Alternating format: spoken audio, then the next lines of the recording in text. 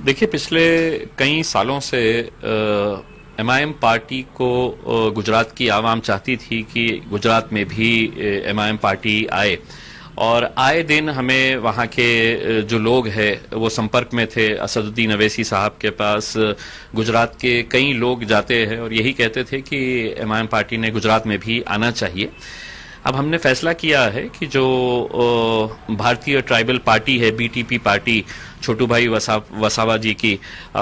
उनका और असद साहब की बातचीत हुई है और दोनों ने तय किया है कि आने वाले चुनाव के अंदर एआईएमआईएम पार्टी और बीटीपी पार्टी गुजरात की, ये दोनों मिलकर साथ में इलेक्शन लड़ेंगे। इस ताल्लुक से असद साहब ने मुझे आदेशित किया है, उन्होंने मुझे बताया है कि आप गुजरात जाए और बीटीपी पार्टी के जितने भी वरिष्ठ नेता हैं उन लोगों के साथ बातचीत करें और आगे की क्या रणनीति रहेगी, किस तरह से हम चुनाव साथ में मिलकर लड़ेंगे, इस बारे में एक प्राथमिक बातचीत करने के लिए मैं स्वयं अगले कुछ दिनों के अंदर मैं गुजरात जाऊंगा और गुजरात में जाकर वहां के लोगों से हम बातचीत करेंगे, वहां की आवाम के साथ संपर्क बनाएंगे और बीटीपी के साथ हम जिस तरह का चुनाव गठबंधन करने जा रहे हैं उसके बारे में प्राथमिक जानकारी लेकर हम अपनी रिपोर्ट असद साहब को पेश करेंगे। क्या सीधा ये बीजेपी के साथ लड़ाई रहेंगी आपकी?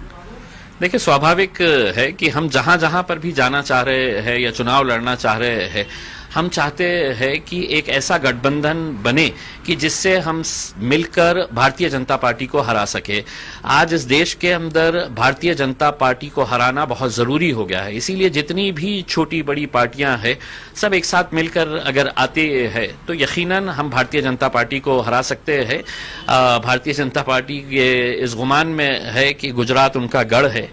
अब उस गढ़ के अंदर हम भी आ रहे हैं और हम देखेंगे कि हम भारतीय जनता पार्टी को किस तरह से वहां पर चुनौती देकर उन्हें वहां पर हरा सकते हैं। वहां पर भी रहेंगी आप? देखिए, आज देश का माहौल जिस तरह से है उस माहौल को देखते हुए लोगों का यही सोच एक बन गई है कि हम भारतीय जनता पार्टी को कैसे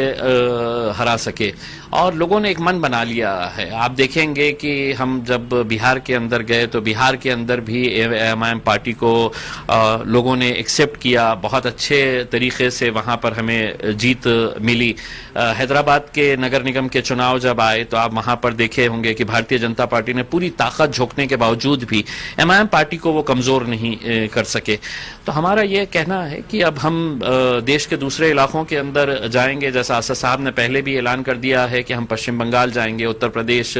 जाएंगे। तो ये समझता हूं कि गुजरात में जाना एक बहुत बड़ा अहम फैसला है और गुजरात की जनता की आवाज के ऊपर हम वहां पर जा रहे हैं, क्योंकि वहां की आवाम खुद चाहती है कि गुजरात में भी एमआईएम पार्टी ने आना चाहिए।